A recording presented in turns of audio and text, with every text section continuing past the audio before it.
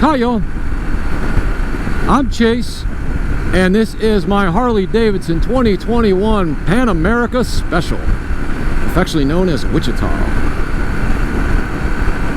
This is a follow-up video. I know people were probably wondering what happened, and I guess I'm more of a, I don't mind sharing these things. I mean, I do a little bit, but you know, I don't hide feelings, I guess. I'm not somebody that's going to break down and cry. I'm a more compartmentalized person. I can keep myself together even in bad situations. I don't know why that is. It's probably just something I had to learn the hard way to do or something. I don't know. I can't tell you why, but this is the video after the video I made. It was back in July. I couldn't do a video at that point. I couldn't even edit a video. And well, here's what happened. The woman that has pretty much been a real mother to my brothers and I, who was always there for us. You know, my brothers and I, you know, we didn't grow up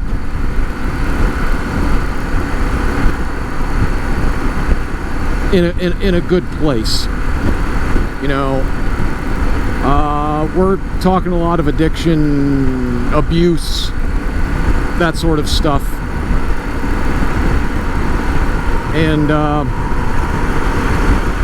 you know, we never had a family, let's say. I mean, we had family, but we didn't have a lot of family. I mean, a lot of us that still consider each other family, we're the kids that grew up with each other. You know, I had my grandmother and my aunt, but they couldn't always be there for us because they had their own problems. But when it came to parents, mother and father, yeah, mine were not, I wouldn't even call them decent. I wouldn't even call them serviceable. They were pretty much terrible. And when I say abuse, I mean up to and including pulling knives and trying to stab you. I mean, going without food in the fridge for a couple of weeks. Yeah.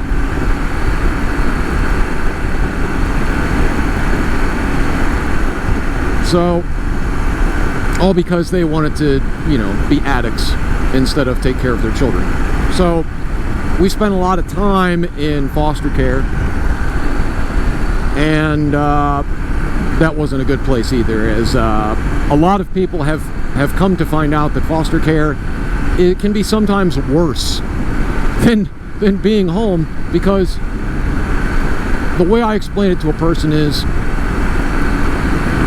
even if you have an abusive, addict, junkie parent, somewhere deep down in their subconscious or their DNA,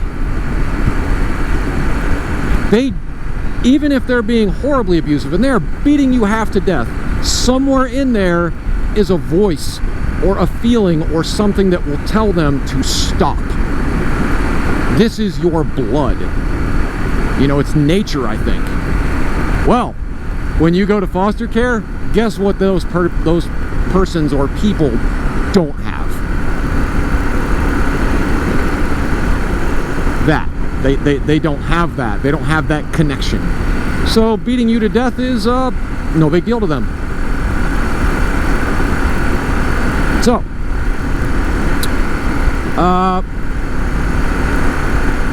the person that pretty much ended up being or becoming, you know, a mother for my brothers and I, she died. She'd been sick for a long time.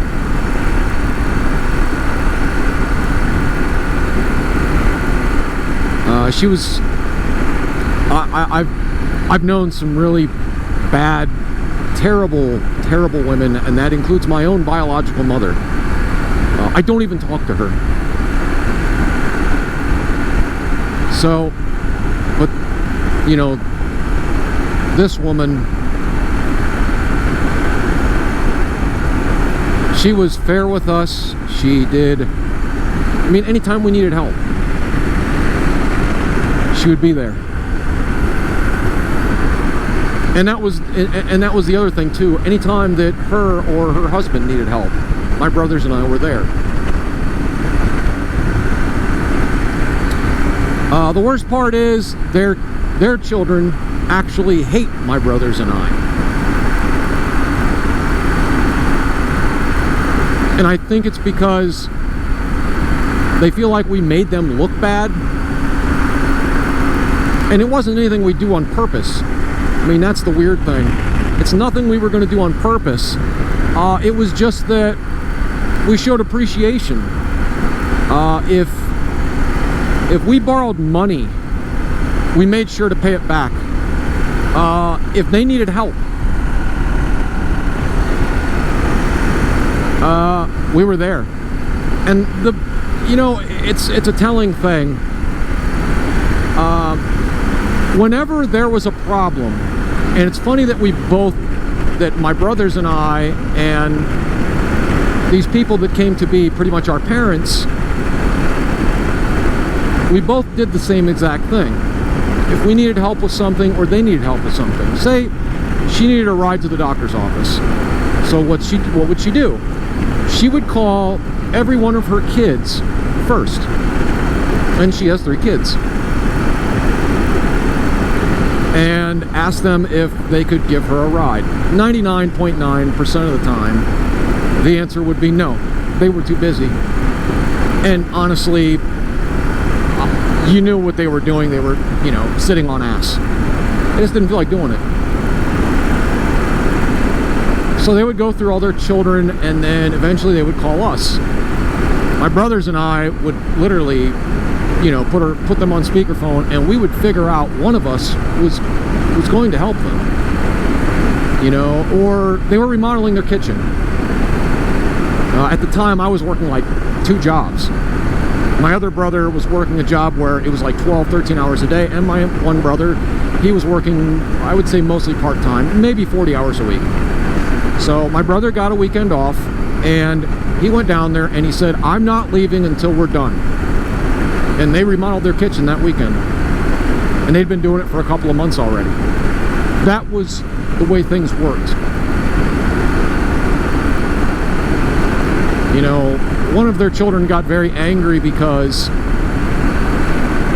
they wanted something, and it was, and I mean, it was literally a day after they had called because they needed help getting to a doctor's appointment. And she called me, and I said, absolutely, I'm off today, or I'm off that day, let's go. I showed up, took her to the doctor, and literally the next day their kid calls. They didn't need anything, they didn't want to help, they didn't have anything to do, and oh well, I need money for this. And they told them no. And the kid said something about them being complete pieces of crap, and why won't they help them? You know, they do so much for them. And then, of course, they have a perfect instance of literally the day before, where the kid told them to get screwed. And this was a normal happenstance. And of course that built up some animosity because me and my brothers were just so damn helpful. And we were accused of stealing their parents. Anyways, these people, you know, she meant a lot to me. You know, it was one of the very first times that, you know, somebody that would be around my parents' age treated us like we weren't, I don't know, a punching bag or someone to be used.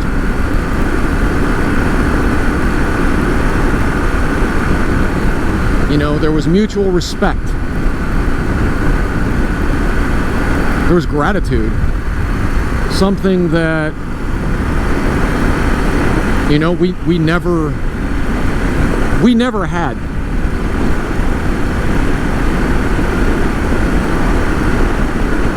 Never pulled a weapon on us. Never tried to stab us. Didn't do drugs. They didn't drink. I mean, to this day, I will have a drink every once in a while, but I don't know. I must not have gotten the addiction gene, or I don't have that personality. But some people in my family do, so I don't know, I don't like to be out of control, and that's the way alcohol always made me feel. I don't think drugs would make me feel any better, so I stayed away from that stuff. But, you know, my brothers and I, we always thought that we were scum. And I don't mean actual scum, you know, like bankers or politicians, those kind of people. I mean, like, that we were no good. And really, it wasn't because we were bad people. It was just because of, you know, where we came from, our upbringing.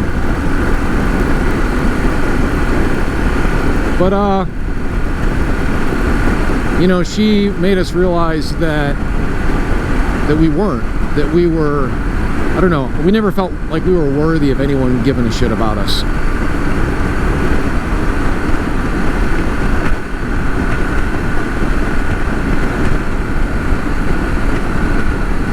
And I think she was probably the first person that made us realize that we weren't the scum that we thought we were. That we were somehow, against the odds, we turned out to be decent people.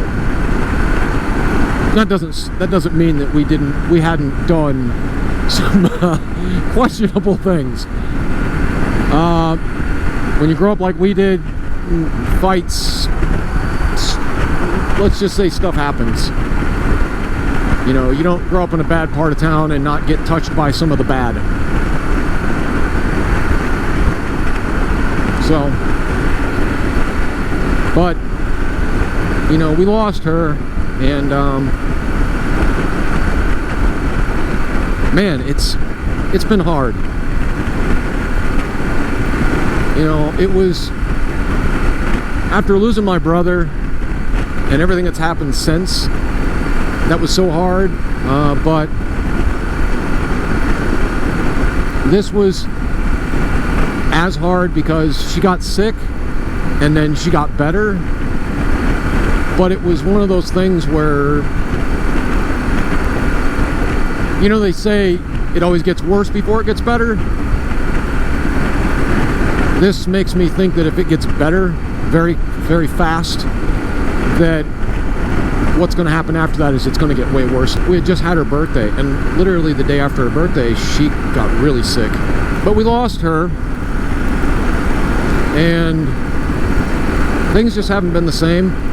I actually got this bike. She never even got to see it. And she loved whenever I got a new bike, she'd always want to see it. And then I get a call from her husband, and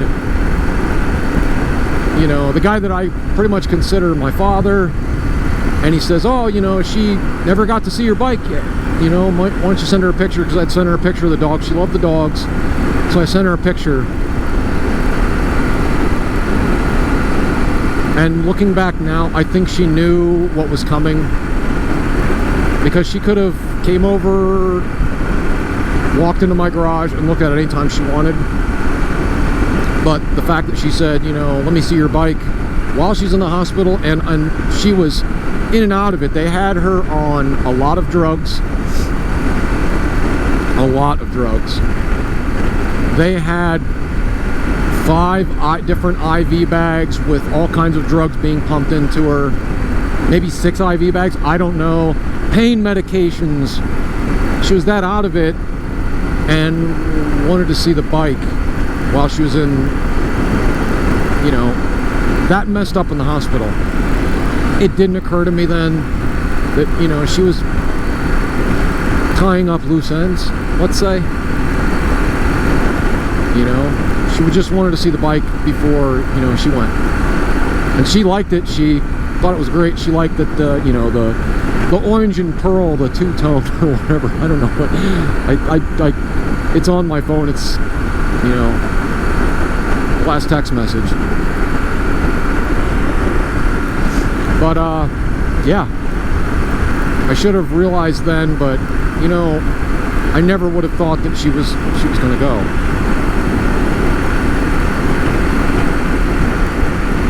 I guess that's going to be it. I just wanted to give everyone, you know, the why and, you know, what happened. Let me know what you guys think if you've, you know, had a loss. And it was almost foreshadowing, I will say this. I had a comment, and it was from a guy that was struggling.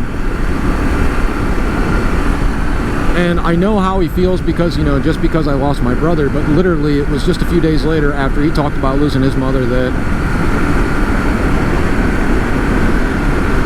I lost the woman that was the closest thing that I've ever had to one. And if this guy's watching that, again, man, I'm sorry. Losing my brother, I understood how you felt. And now that I've lost my mother, again, it's kind of reinforced that feeling, let's say.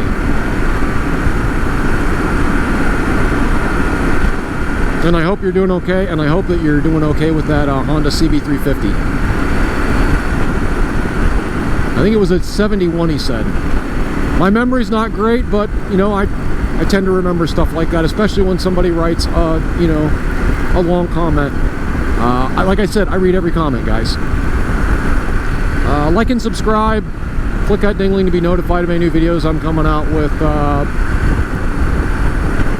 Stay stubborn, guys. Keep getting back up. Life's hard, but it's harder when you just lay down and take it. Bye, y'all.